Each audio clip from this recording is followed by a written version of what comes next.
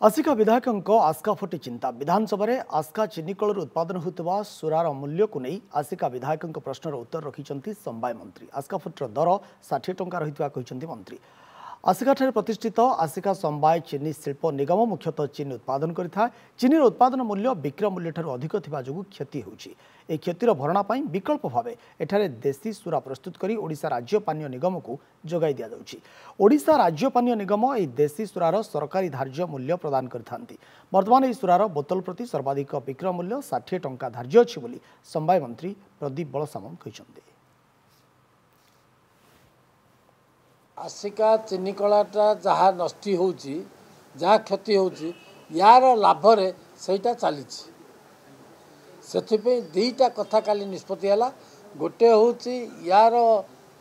जोटा आस्का फटी ये भी भल संस्था परिगणित हम जेहेतु आपको किसी उन्नति करार अच्छी पुणी यार रेट बढ़ार अच्छी द्वितीय कथा चीनी कारखानार कौन कले आगू को जीव एनसिलर फैक्ट्री कौन तार कारखाना करा ये दुईटे जिनस काली आलोचना है।